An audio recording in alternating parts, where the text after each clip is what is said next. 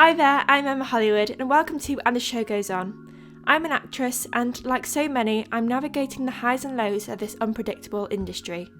But there's more to my story. I'm also living with an invisible illness. And if there's one thing I've learned, it's that the show really does go on. In each episode, we'll dive into the world of acting, uncovering the realities behind the glitz and the glamour. We'll talk openly about the challenges, from auditions to the art of managing it all with health challenges that don't take a day off. And I won't be alone. I'll be joined by incredible guests, actors, advocates, and others who share this journey.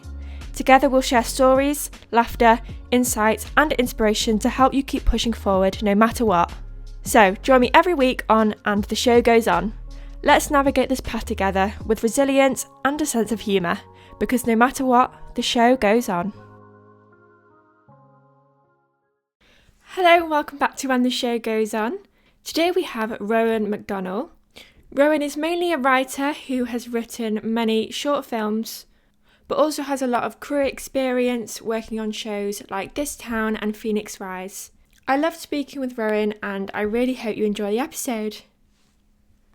Hi Rowan, how Hello. are you? I'm all right. Yourself? Yeah, I'm really good, thank you. Thank you so much for coming on. Just to start, could you tell the listeners a little bit about yourself and what you do? Hello everyone. My name is Rowan McDonnell. My pronouns are they, he, and I do a lot of creative work in the theatre and film industry. I started off training as a stage manager during my college years in Birmingham, and I went on to a BBC apprenticeship, which I worked on shows like This Town, Phoenix Rise, and CBBS programs I Can Do It, You Can Too, for almost two years. And now I'm currently studying British Sign Language interpreting at the University of Wolverhampton, hopefully to go into the accessibility side of the industry. Amazing.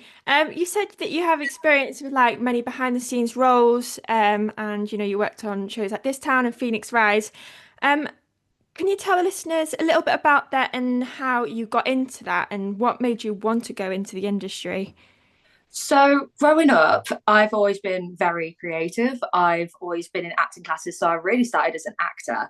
I only did like community productions. I grew up doing Saturday morning theatre school at Coventry Theatre Trade.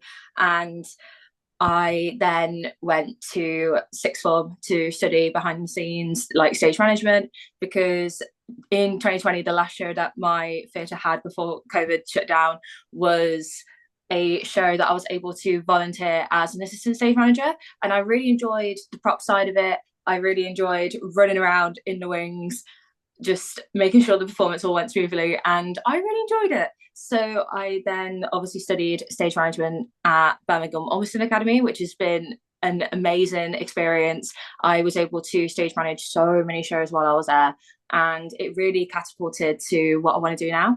Amazing. I was looking through your website actually, like when you sent it over, and you've done like many like things like is it props that you've done? And I think you did running as well. What is Yeah. that like? How did you get into all that? And what's your favorite out of all the roles you've done? Oh, no, that's that question. I get asked that so many times. It's just mainly because I do a lot of community theatre. I Yeah, joined the theatre where I'm at now in 2023, so I've been there 2 years now. And it's a sort of theatre where you go in with an open mind, willing to do anything and everything. So I've done stuff as an actor there, I've done stuff as a presenter. I did lighting for one show. And I think out of all of the roles that I've done, I've got favorites of different things for different reasons. Like, yeah, I really enjoy stage management. I really enjoy that side of it, like behind the scenes planning. I really enjoy script supervising, which is continuity on films, because I am the sort of person, if I watch something, I watched an advert recently with my dad while I was ill last week at home. I sat down, I was watching it, and I was like, "Hold on, pause, go back, go back."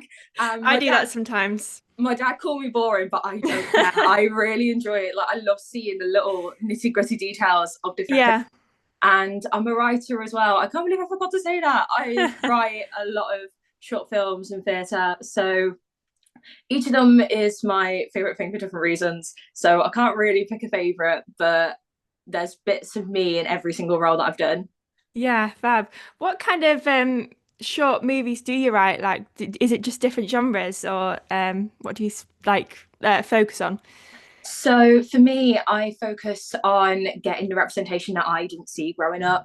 As a young trans person, seeing representation, like there's more now, but I want to be able to create stuff that I can help kids growing up now, like see themselves. So I wrote my first short film in 2023 called Saoirse and the Boy in the Dress Shop, and it's all about someone who dropped out of their masters, who had returned home and after quite a toxic relationship, and it's all about like a love story between her and someone that she used to go to school with who came out as trans.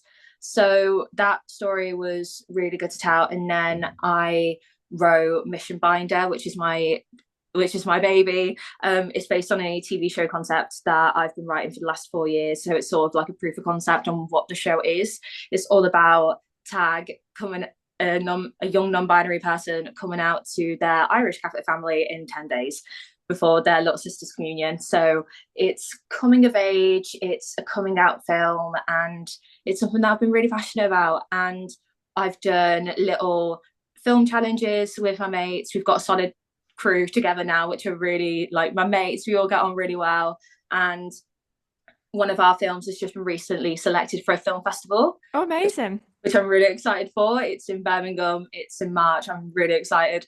And I've literally just finished writing and shooting a film called What Comes Next, which is about two nurses coping with grief during COVID, whilst both working at the NHS, and one of them was tested positive for COVID.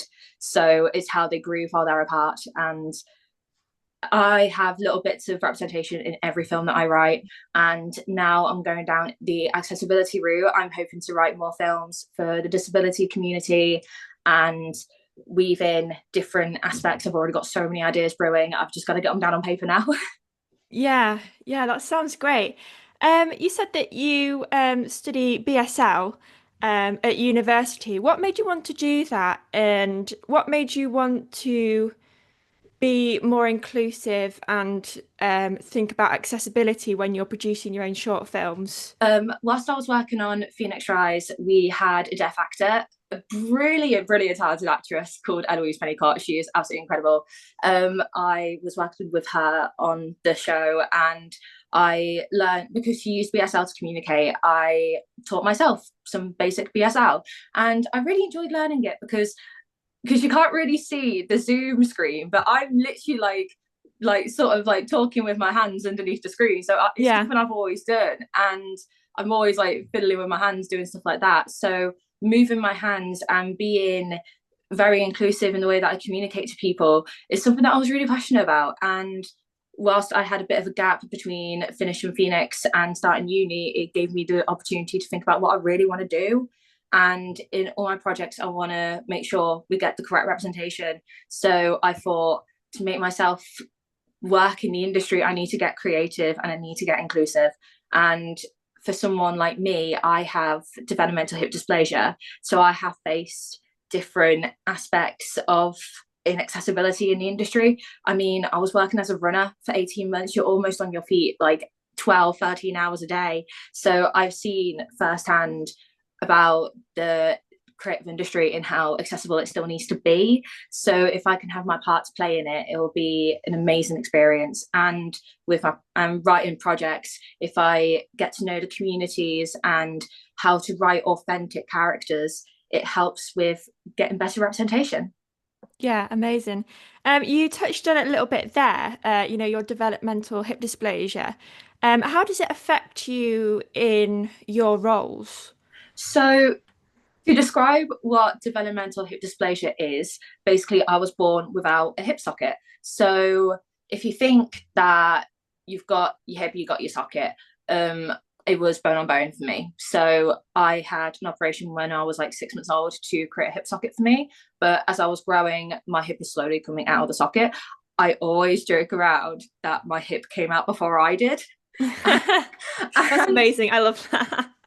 yeah, and my like I've got so many jokes about that. It's actually so funny. And so it's quite painful sometimes, like especially when in different times of the month when like obviously things going on, like, so I don't know why I'm censoring it. When I get my period, it's like the most painful because obviously this stuff is going on, like it's all flaring up. So in the different experience that I've faced in my role, it's again being on your feet for 12 hours a day. And it's like when you're standing up, like you can, like you're as a runner of what I've been doing, it's always you're the first to get there, you're the last to leave, you're the last to be fed, you're the last to like stay up on your feet, you're the first person people go to, and you're the last to like eat or relax yourself. And it's like I just find myself sitting on the floor so much, like during takes. If there's a long scene that I know, I can literally just like slowly lower myself to the ground. It's like finding different ways to sort of accommodate for yourself, especially in the industry. It's actually quite difficult to advocate for yourself, especially in some sets that are actually like physically in itself inaccessible. So finding ways to accommodate myself, it's something I've been born with, so I don't feel sorry for myself in like advocating for that. And whilst I am a people pleaser in some senses, I'm like, mate, I need to sit down, my hips are killing. So like if I had a pound for every time I said that, I'll be freaking rich. I do that now. So it's about advocacy really for me. How understanding have you found your like colleagues to be as like when you're part of the crew? I'm just wondering if it's like different being like a cast member to a crew member, because you know I've had times where like people haven't been as accommodating.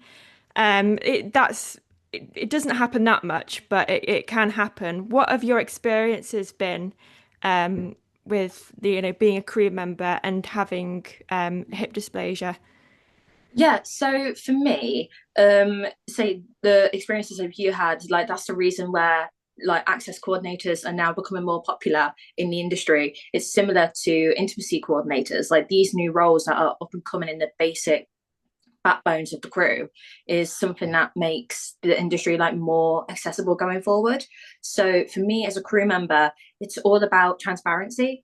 I'm very transparent with my crew and my team because hip dysplasia isn't classed as a disability, so it's something that I can't flag in the process.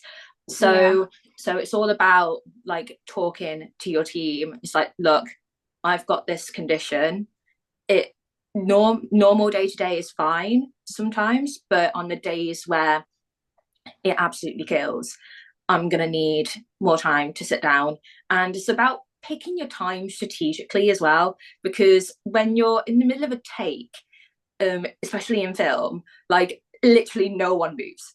If someone knocks over a cable and it literally even a little in the background, you've got to do it again. Literally. So it's like finding your times. If you're on set and like the runners are usually quite far away, so you can move a little bit. So literally just as soon as they start going like, right, turn it over, I sit down on the floor. So I sit down, I go through whatever we're doing next and start to think about how I can help like different crew members. So like in my role as a script supervisor, it's more accessible for me when I'm script supervising, because majority of the time you're sat down next to the director. In between takes you're going up to the actors saying, hey, this is the lines, like you can forward on a little bit. And it's more script supervisors in itself, even though there's a lot of standing just in film in general, like there's different roles that are more accessible than others.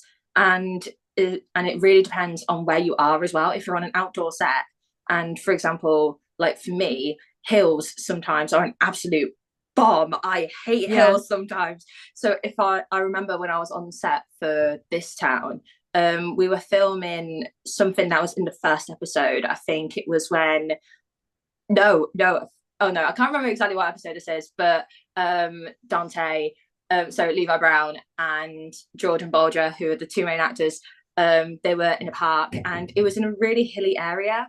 So So I just remembered like having to like strategically like sit down and like pick my spot.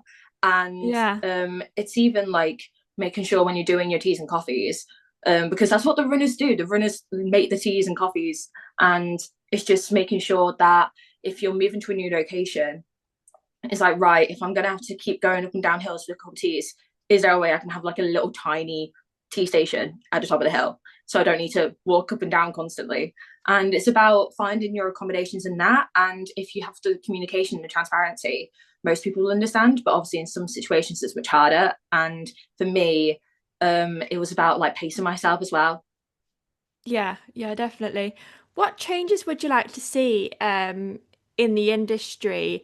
Like, I know you said that some jobs that you've done have been more accommodating or easier with your hip dysplasia than others. What would you say needs to be done to make the industry more accessible? So I slightly teased this earlier myself, like going with access coordinators. Yeah, They're the people that have that communication with the person who needs the access and with the higher ups, like the producers, the line producers. Who the line producers are basically the people that control the crew, and the producers are the people who control the cast and the crew. So it's about having that communication there. I think that's the key word of like access is communication and yeah, transparency. So it's about having like that full accommodations, like communication. Like if you know what you want, just say it. And it's much harder than others for a lot of people. And I know that I'm in a lucky position because for me, like I've got crutches back at home that I use sometimes, like on the worst days that I know during the What Comes Next shoot, I had to use them at some point. And it's about trying to find a team that's accommodating for that. And especially if you're working on smaller projects like what I've been doing, it's definitely really good to like find your team and find what works. And in terms of the future, it's the industry is slowly becoming more accessible. Like the BBC have this extend scheme where they hire people with disabilities and neurodivergencies to help expand their networks and to make the industry more accessible. And there's different charities. I know the film and TV charity do quite a lot of work for accessibility. And I'm gonna everything has gone completely blank in my head, but there's charities out there and communities that work towards accessibility, like specifically, and it's about having it from the ground up. Like if you make accessibility on smaller productions, it's easier to find your way onto bigger ones when it comes to accessibility. yeah. I mean, that makes me think like, are what's more accessible in your opinion? Like the bigger productions you've worked on, or the smaller productions, or does it not really matter?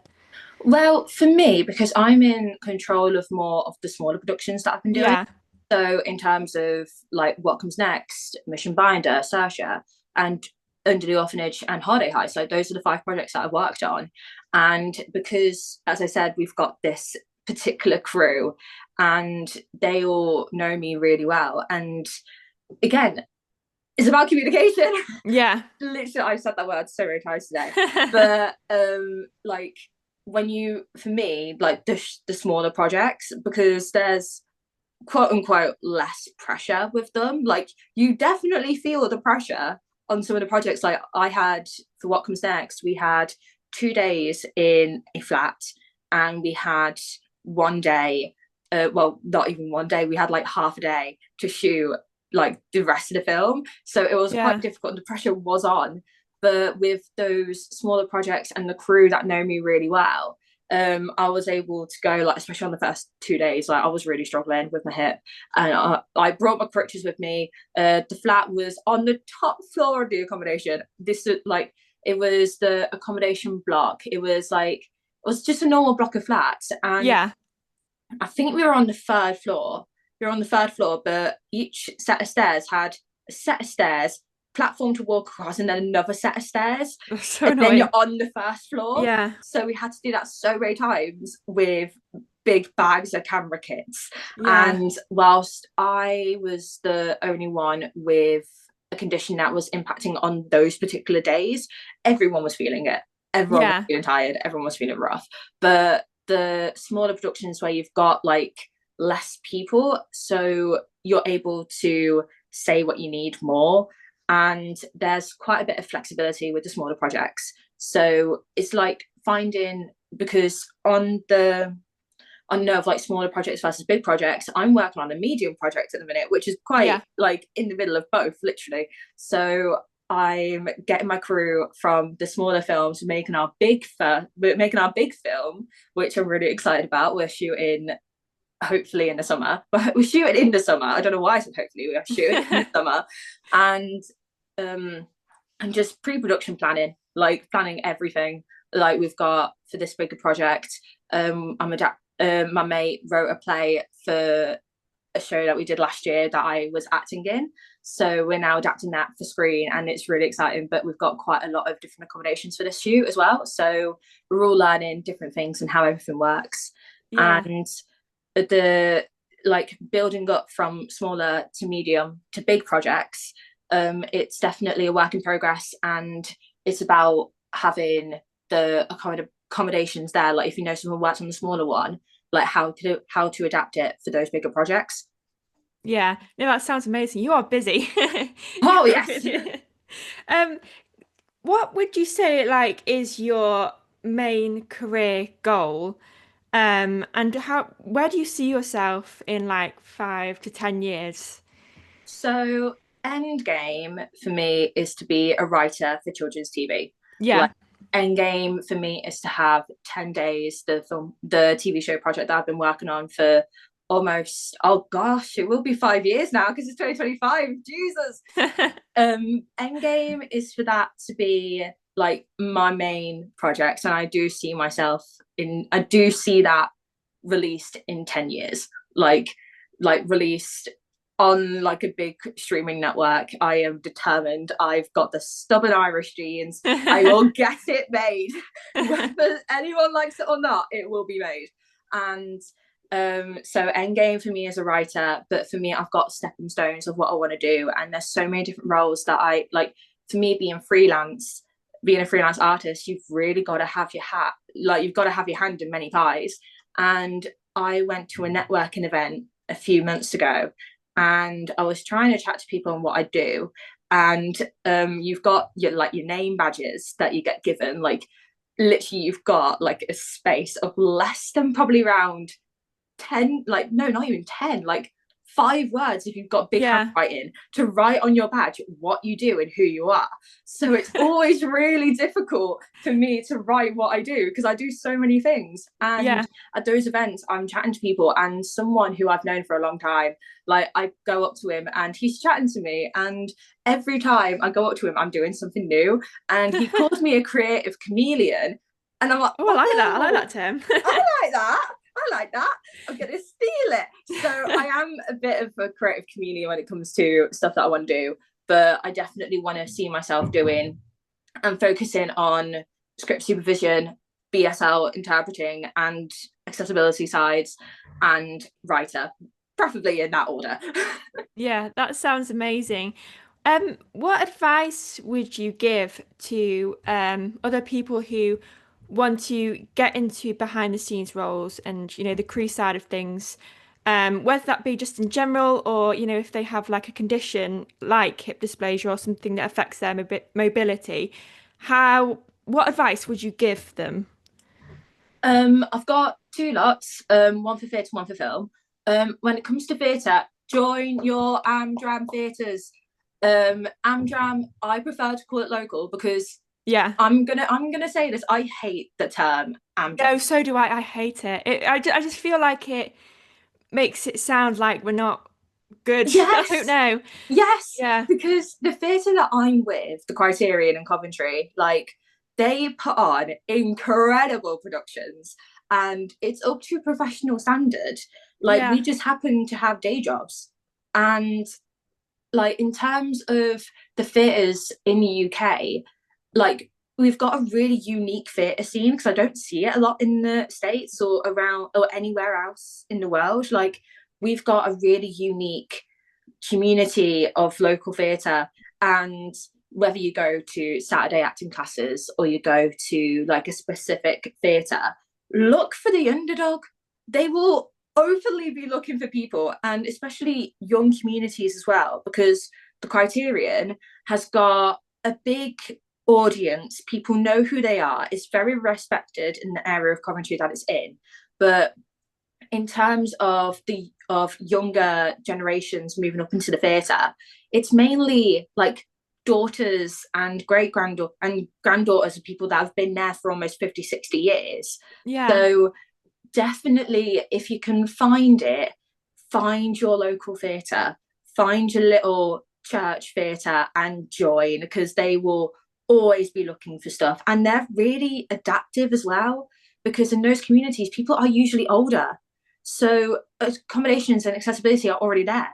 And I know the theatre that I'm at, we're having renovations done in the summer, so it makes the theatre even more accessible from an audience perspective.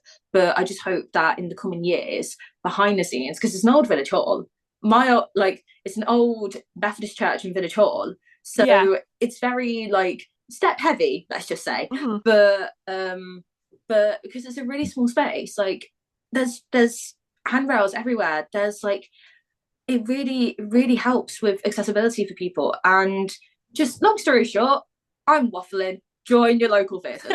But when it comes to film, Yeah. definitely create your own projects, Yes. because that was something that I was scared to do, because this town was my first gig, was my first TV gig. I had the most incredible production team on that shoot, and we were all in the office, and I said that I've been writing theatre for a long time, but I've been wanting to write film. And my friend Matt, he said to me, why don't you just do it? And I wrote Saoirse in 3 days, I think. And that was in the November. And we were shot, edited, and released by February 14th. So February 14th, like the next year. So it's all about creating your own projects and finding like your niche, finding what you want to do. And just because the industry, like in the film and TV world, I can see it for theatre as well, but more in film and TV, the survive till 25 like slogan or catchphrase has been used so many times, because the industry is struggling. It's Yeah. really struggling at the minute. So when it comes to creating your own projects, it's something that you need to do, that you need to create your own projects to keep stuff going.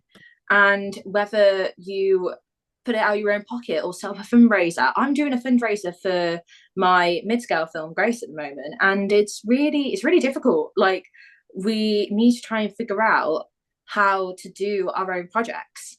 And the more you create, the more experience you have, especially if you're young, because I find that in the industry, whether it's more accessible for young people to join, but it's harder to get those big jobs in a Yeah. crew aspect because of insurance.